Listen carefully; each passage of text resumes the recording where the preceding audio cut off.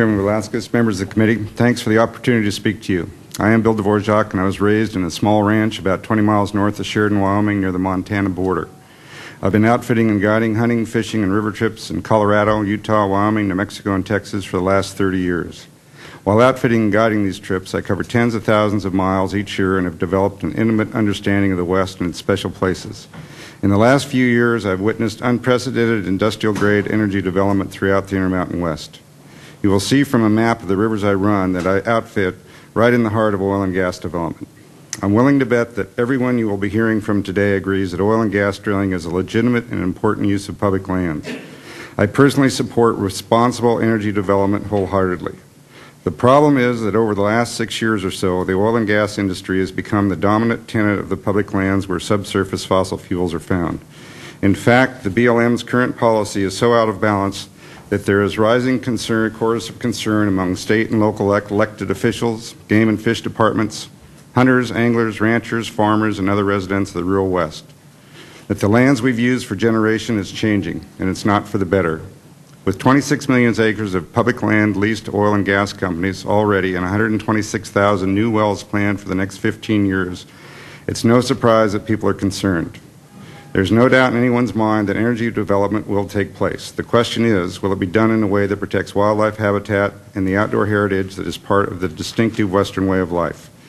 It's important to remember that wildlife, rivers, streams, and entire landscapes are the true economic foundation of this region, and they all depend on conserving key habitat on public lands. If we don't figure out how to drill for oil and gas with a smaller industrial footprint on our public lands, the other issues of these lands will continue to suffer.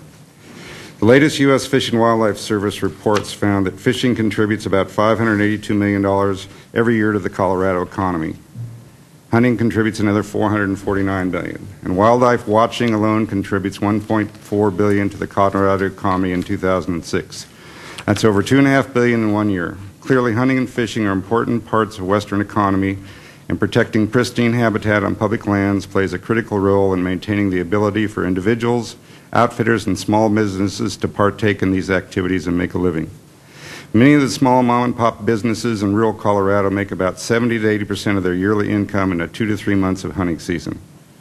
There were recently 5 spills of drilling mud and drilling-related chemicals in Garden Gulch on the western flanks of the Roan Plateau, only one of which was reported by industry. In one spill alone, more than 1 million gallons of mud and chemically tainted water found its way into the gulch, which eventually feeds into the Colorado River, a river that I use to make a living. These spills were particularly difficult for me to hear about because I fly passengers on my Desolation and Great Canyon trip on a small plane from Grand Junction, Colorado. All they see in the flight until they get to the landing zone on a mesa is oil and gas wells and the accompanying roads, pipelines, and infrastructure that go with them. I would love to be able to tell my clients that development isn't going to impact their backcountry experiences, but I simply cannot say that with conviction, given the pace of development right now and the fact that it is often done without regard for fish, wildlife, and water resources, and there is little or no regulation.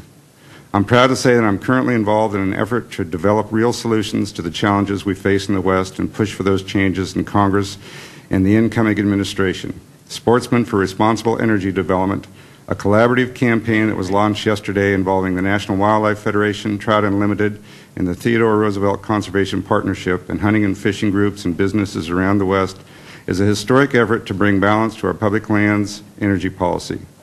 Together we have developed the Sportsman's Bill of Rights on Energy Development, a comprehensive list of 10 rights that all sportsmen should enjoy when it comes to public lands.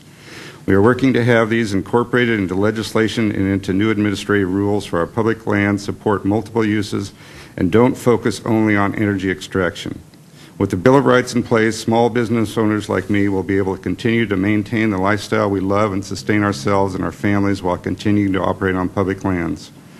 We should all be able to tell our children and grandchildren we did what we could during our lives to leave them something, to give them the same quality of life we've had, to know that they will take their children and grandchildren to the same places our parents and grandparents took us to learn how to hunt, fish, hike, and develop an appreciation of the world around us. I'm here before you today and out in the front lines tomorrow, making sure I can say these things to my family in my old age and to do so with a clear conscience. Thank you for your time.